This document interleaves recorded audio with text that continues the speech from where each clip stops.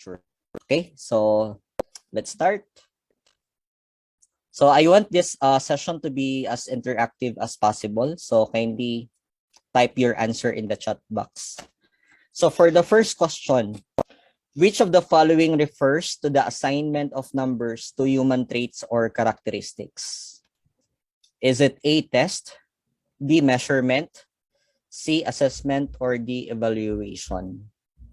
So what do you think is the answer? So kindly type your answers.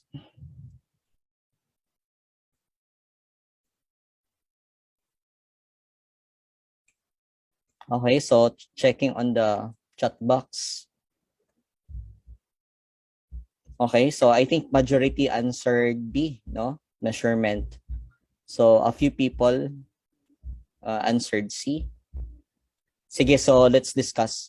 So this question actually falls under the topic on the basic concepts, okay? Tandaan po natin guys, no, there are 5 basic concepts in assessment of learning. The first one is the objective. Okay? So can you take note na lang po. So when you say objective, we are talking about the learning target, no? In other words, we are talking about the skills, the knowledge, or the values that you want your student to demonstrate at the end of an instructional period. Okay? And we have to remember that when we create our objective, it should be SMART, tama? It should be specific, measurable, attainable, relevant, and time-bounded. Okay? The next basic concept or the next word there is test. Okay? We only have to remember na kapag sinabing test, this refers to the tool or the instrument. Okay, instrument. So we are talking about the tangible, no? The tangible object, the tangible instrument that we can use to measure human traits and characteristics. Again, I use the term tool meant to measure human traits and characteristics. But the question is different kasi yung question is the assignment of numbers. No, the focus of the question is not the tool or the instrument. So it cannot be letter A.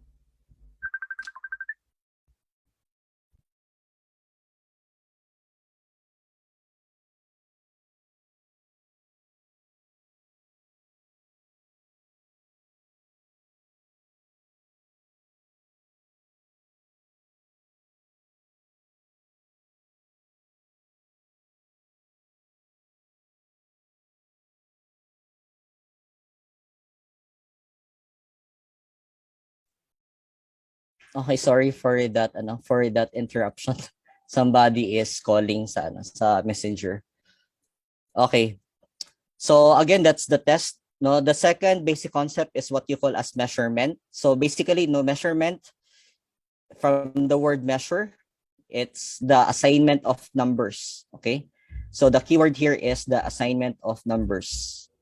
So this is the assignment of numbers. So basically, ganito po yung nangyayari dito guys, no? For example, the teacher gave a test. Okay, so again, the test, that's the tool or the instrument. So after checking the test, you will get a raw score. Okay, or you will get raw scores. So those raw scores are an example of a measurement. So each of those raw score is an example of a measurement. Now, after you are done checking the paper, ano po yung next na gagawin ni teacher? The teacher will, of course, what? The teacher will record, di ba? The teacher will record the score, and perhaps the teacher will compute, no, the highest, or will look at the highest, lowest grade, and then the average, okay? Or the most common score. So that process, no, the process of gathering and organizing data, that is where assessment will come in. So remember, no, assessment is a process of gathering and organizing data. So after that, no, after we are done with assessment, then the next thing that we can do is to interpret the data. So yung interpretation and judgment, that falls under evaluation. So interpretation interpretation, and judgment. Okay? So that is evaluation. So again, recap po natin, no? Test refers to the tool or instrument. The measurement is the assignment of numbers. Assessment is gathering and organizing data. So we collect the data and we organize the data. And then evaluation is giving meaning, no, or interpretation and judgment. So therefore, for question number 1, the best answer here is letter. Of course, this is letter B, no, measurement. Okay. Next question. Second question. The following are definitions of assessment, except A, a process that is used to keep track of learners' progress in relation to learning standards in the development of the 21st century skills. Letter B, a process of gathering and organizing data. C, related series of measures used to determine a complex attribute of an individual. Or D, a systematic analysis of both qualitative and quantitative data in order to make sound judgment or decision. So again, we are looking for except, no? Definition of assessment except. So not definition of assessment or incorrect definition of assessment. Saan kaya dyan? So, okay. So for number 2, D. All right. So I think everyone got this correctly. So congratulations, no? So why is D the correct answer, ma'ams and sirs? Bakit po mali si letter D? Because letter D refers to what? Letter D refers to what basic concept is being described in letter D? Very good. Okay, that is evaluation. Okay, letter D talks about evaluation. So this is very clear, no? So letter D is basically a definition of evaluation. Because of what word? Because of the term make sound judgment or decision. No, so because of this word, no, sound judgment or decision. So basically, letter A is a definition of assessment. This is based on the depth order of K-12 assessment. So this is how they defined assessment in that depth order. So it is a process to keep track, di ba? As what I said kanina, yung act of recording the scores of the students, that's part of assessment. So keeping track of learners' progress, assessment pa rin yan. Okay? Because recording is part of assessment. Process of gathering and organizing data, that's still assessment. No, that's the definition that I shared earlier, no, in the previous slide. Letter C naman, related series of measures used, okay, to determine a complex attribute of an individual. Now, some of you may say, na sir, the correct answer here should be letter C kasi si letter C is measurement. Mali po. Kasi measurement, okay, remember, no, na yung nakalagay po dito is series, related series of measures. It's not only talking about a single number. It's not talking only about a single raw score. So it's a related series of measurements. So the assumption there is that the teacher has already collected the raw scores. So yung act of collecting the raw score, that is part of assessment. So it cannot just be it cannot just be about measurement. Okay? Kasi na-collect na ni teacher yung mga raw scores. That's the assumption for letter C. So the best answer there is letter B, no? So that is, again, evaluation.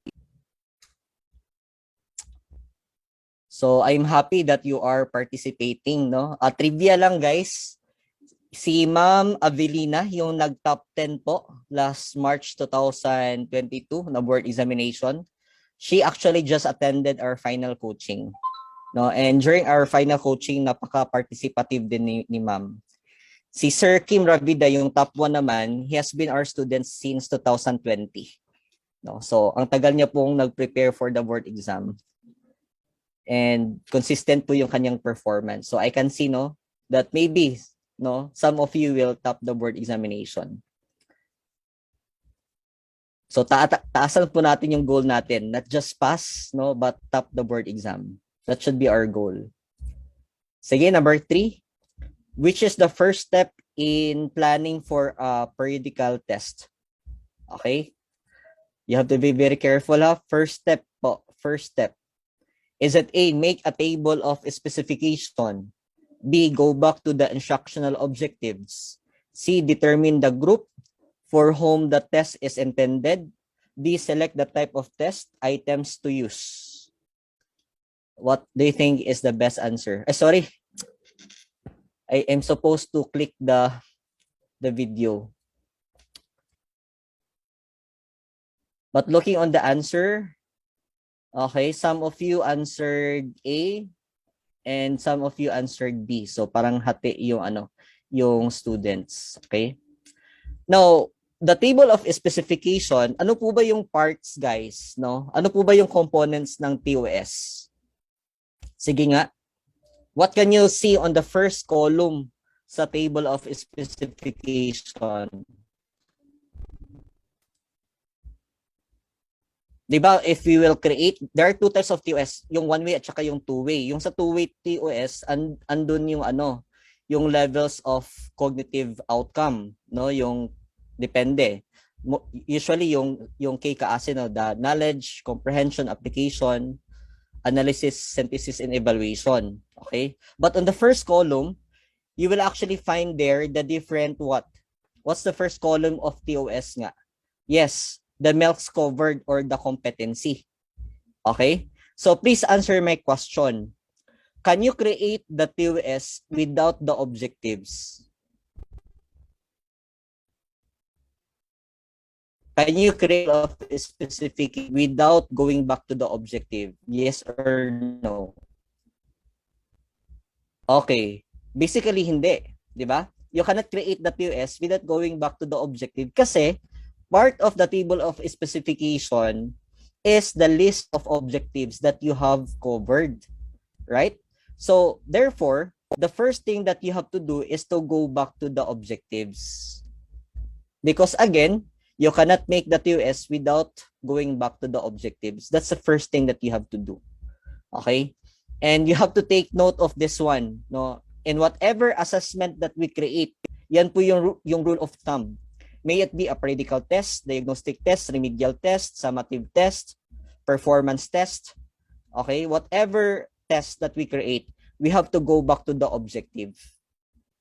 Kasi first and foremost, okay, the test that we need to create should be valid.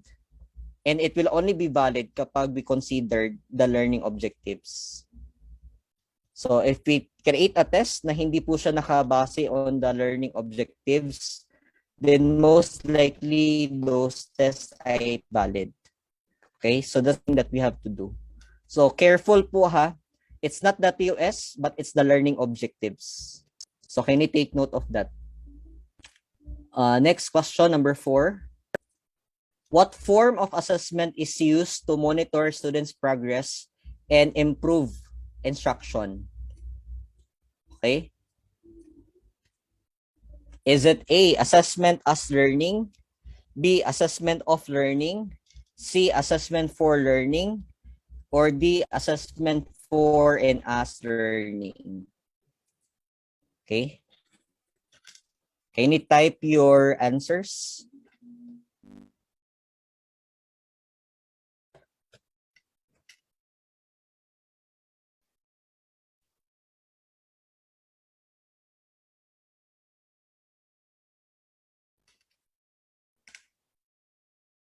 Okay, so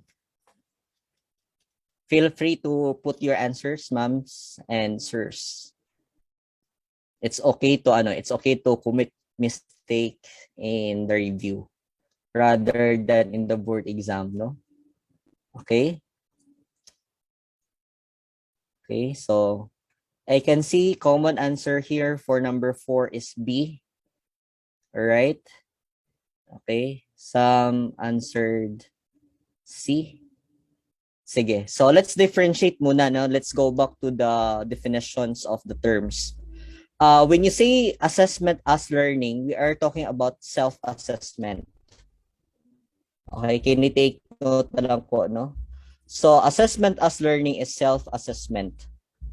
So, what are activities?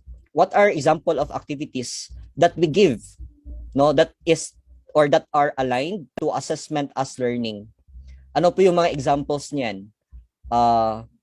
Let me give you some. For example, reflection. Okay, if you ask your students to reflect, that is assessment as learning. If you ask your students to make insight, that is assessment as learning. Di ba yung sa module ngayon, who are currently teaching now in perhaps private schools, di ba sa module po natin may nakalagay po doon na ano, what have I learned? Okay, what have I learned? I can remember yung isang viral na meme sa Facebook, no? Na may graduating student na yung kanyang graduation photo is yung nakalagay doon is ano yun? Sawa na akong magsinungaling sa what have I learned. Okay? Sawa na daw siya magsinungaling sa what have I learned. So what have I learned na question, that's part of assessment as learning. Okay? When we ask our students to reflect, no, to give their insight, that's assessment as learning. And dyan po papasok guys yung metacognition. Okay, metacognition will come in, no, sa assessment as learning. Letter B, assessment of learning. Let's assessment of learning. Let me just encircle this of learning. This is actually summative assessment. Okay, summative assessment. Now guys, what is summative assessment?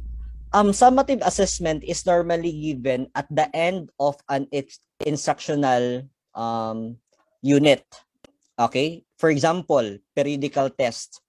Okay? Final test. Midterm examination. Comprehensive examination. Unit test. These are all summative assessments. Okay? Now, what is the main purpose of summative assessment? Can you tell me? What is the main purpose of assessment of summative assessment? The main purpose is to what? The main purpose is to, yes, correct, Sir Mark. It's reaction paper for assessment as learning. Okay? To know the achievement of the students. Yes, and of course for grade computation. So, it has two purposes, no? To assign grades and compare outcomes of different groups of students. Okay? So, what section perform better? Okay, we can use summative assessment for that. So that's again assessment of learning. Now letter C, assessment for learning. Okay, assessment for learning naman, this is what you call as formative assessment. Tama? Formative assessment. Okay? So let's just remember, there's the term for, assessment for learning. So kapag assessment for learning, that is formative assessment. Okay? And formative assessment actually happens during instruction. Okay? During instruction. So for example, if the teacher will ask questions, no, informal questions, that is part of formative assessment. If the teacher will give drills, no, sit work, board work, even assignments, okay? These are all formative assessments. No? So, games, okay? When you facilitate games in class or quiz B, that is formative assessment. Now, do we use the result of formative assessment to grade the students? The short answer is what? Do you use the result of formative assessment to grade the students? The answer is no. Okay? Kasi yung purpose lang ni formative assessment is for the teacher to make adjustments to his or her instruction. Okay? To identify if naintindihan ba ng bata yung current discussion. Okay? That's the main purpose of formative assessment. Okay? Not to grade the students, but to simply check. Okay? Nagets ba ng students yung discussion? So kung hindi nila nagets, as a teacher, you need to adjust. Okay? You need to adjust based on the feedback of the students. So to monitor the students' progress, okay, that is the main purpose of assessment for learning. Okay? So the best answer here is letter C. Assessment for learning. Because we are monitoring students' progress and improving instruction once we conduct formative assessments. So that's the best answer, no? Pero kapag during the examination, in the actual let, yung nakalagay dyan is to compute the grades or to compare outcomes, or the teacher gave a periodical exam, then the best answer should have been assessment of learning. Okay? So I hope clear. Feel free to drop your questions in the chat box in case you have any.